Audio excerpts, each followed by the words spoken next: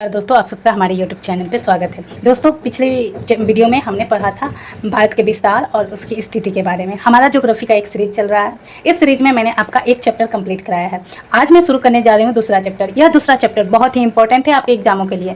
आशा करूँगी आप अंत तक इस वीडियो को अवश्य ही देखेंगे और अंत में हम PYQ का क्वेश्चन भी करेंगे, ताकि आपको अनुमान हो सके या आपको पता चल सके कि कैसा क्वेश्चन बनता है नदी तंत्र से। शुरू करते हैं नदी तंत्र चैप्टर। इस चैप्टर में हम जानेंगे कि नदी तंत्र का उद्गम कैसे होता है और कौन सी नदी किस स्थान से बहती है, कितने राज्यों और कितने देशों से। हमारे जो नदी तंत्र है इसे दो भागों में बांटा गया। पहला एक बांटा गया हिमालय नदी तंत्र और दूसरा बांटा गया प्रायद्वीपीय भारत की नदियां। हिमालय नदी तंत्र में 3 नदियां आती हैं, ब्रह्मपुत्र, गंगा और सिंधु। और प्रायद्वीपीय में आती है 2, एक तो अरब सागर में गिरेंगी नदी और एक गिरेगी जो वो बंगाल की खाड़ी में। यह हम जानते हैं।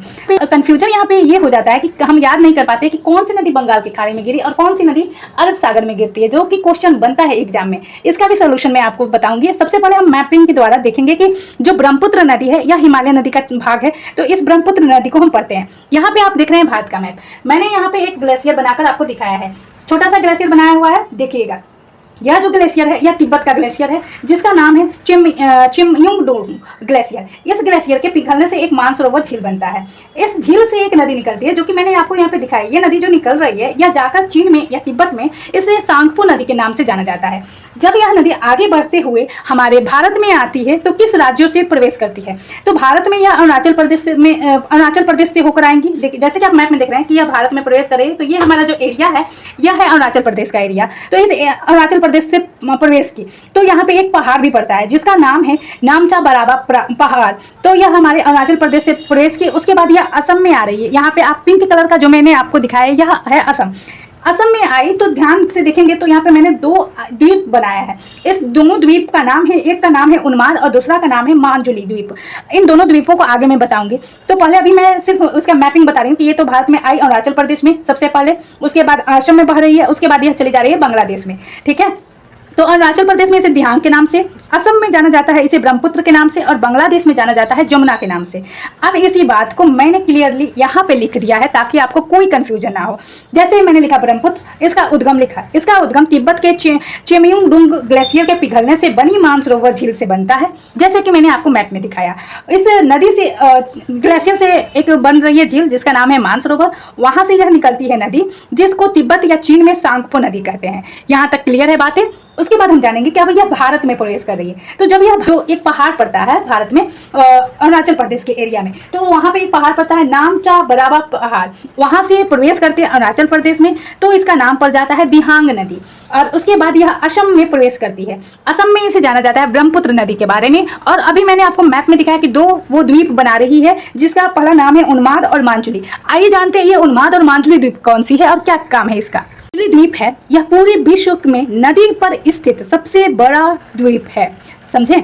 जो मांजुली द्वीप है तो वो नदी पर बना सबसे बड़ा द्वीप है। और सबसे छोटा अगर द्वीप पूछे जो नदी पे बना हुआ है वो है उन्माद नदी। ये दोनों द्वीप स्थित है असम में। उसके बाद जब यह बांग्लादेश में प्रवेश करती है तो जमुना कहलाती है, मैंने आपको बताया था। अब हम जानेंगे कि यह किस स्टेट में बहती है भारत के। तो आप अभी मैप देखें तो आराम से बता देंगे कि असम और अरुणाचल प्रदेश में। और कितने देशों से बहती है अगर मैं ये पूछूं तो भी आप बता देंगे। आप बता देंगे कि तिब्बत और इंडिया और बांग्लादेश से बहती है।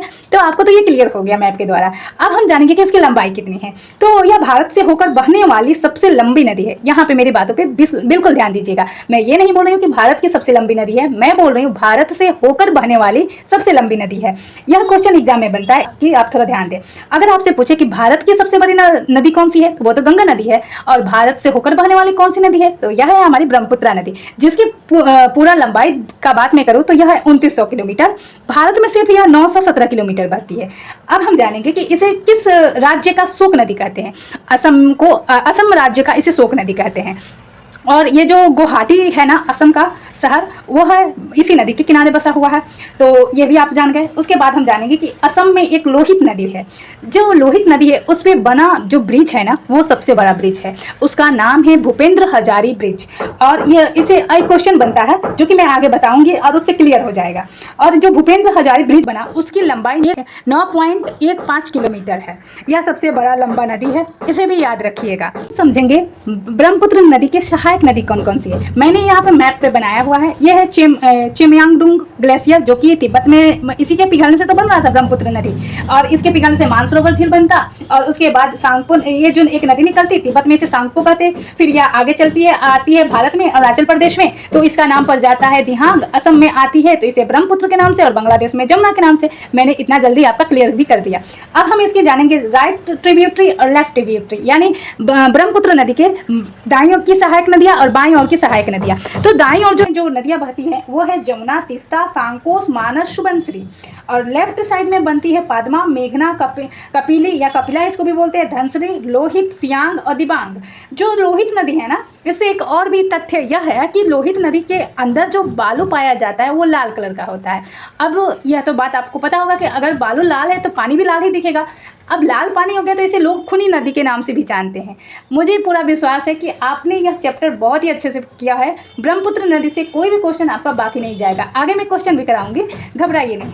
अब हम जानेंगे कि ब्रह्मपुत्र जो नदी है वो कहाँ गिरती है, अरब सागर में गिरती है कि बंगाल की खाड़ी में गिरती है, यही तो कन्फ्यूजन रहता है। तो जो हमारा ब्रह्मपुत्र नदी है यह बंगाल की खाड़ी में जाकर गिरती है, और इससे जो ब्रह्मपुत्र नदी गंगा के साथ मिलकर सुंदरवन डेल्टा का निर्माण भी करती है। ये भी आप याद रख लीजिएगा। अब चलिए हम क्वेश्चन आपको दिखाते हैं जिससे आपका पूरा डाउट क्लियर होगा। ब्रह्मपुत्र नदी से बनने वाले क्वेश्चन जो कि हमारे एग्जाम में आ चुके हैं। तो यहाँ पे पूछ रहा है, पहला हमारा क्वेश्चन है कि ब्रह्मपुत्र नदी को तिब्बत में क्या कहा जाता है। अभी तो मैंने बताया आपको कि सांगपो नदी कहते हैं, वही मानसरोवर से निकल रही थी, मानसरोवर झील से एक नदी निकल रही थी, चीन या तिब्बत में आकर सांगपो कहते हैं। अभी तो बताया। सांगपो का अर्थ क्या है, ये भी बहुत ही इंपॉर्टेंट क्वेश्चन है। तो सांगपो का अर्थ होता है शोधन यानी प्यूरिफायर।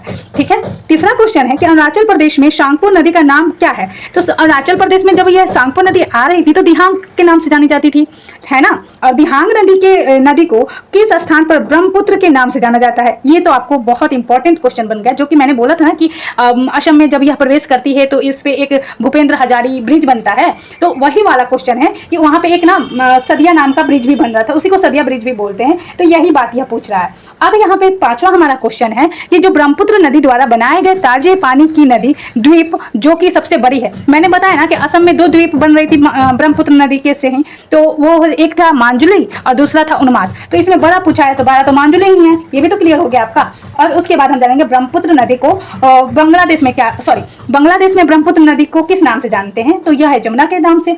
कौन ब्रह्मपुत्र नदी के दक्षिण तट की सहायक नदियां नहीं है, यानी पूछ रहा है कि कौन सी ऐसी नदी है कि जो दक्षिण तट पे स्थित नहीं है। अगर मैं आपको मैप दिखाऊं तो कैसा लगेगा, चलिए मैप के द्वारा इसको क्लियर करती हूँ। मैं ब्रह्मपुत्र नदी का मैप देख रहे हैं तो समझिएगा। ये जो मैप है, ऊपर में सांगपो नदी पड़ा था, चीन तो ऊपर ही में पड़ता है, तो वो नॉर्थ साइड, ये साउथ है। तो पूछा है क्वेश्चन में कि दक्षिण की नदियां नहीं है, तो अगर इस साइड नीचे के साइड को किसी नाम दिया रहता है तो दक्षिण में पड़ता है। ये मानस दिया हुआ है, तो मानस तो दक्षिण में नहीं दिख रहा है आपको यहाँ पे। ये किस साइड दिख रहा है, कॉमेंट में आप हमको बताएंगे कि भारत के मैप में ये मानस नदी आपको किस साइड में दिख रहा है, नॉर्थ में है, साउथ में है कि ईस्ट में है कि वेस्ट में है। ठीक है, आगे चलते हैं।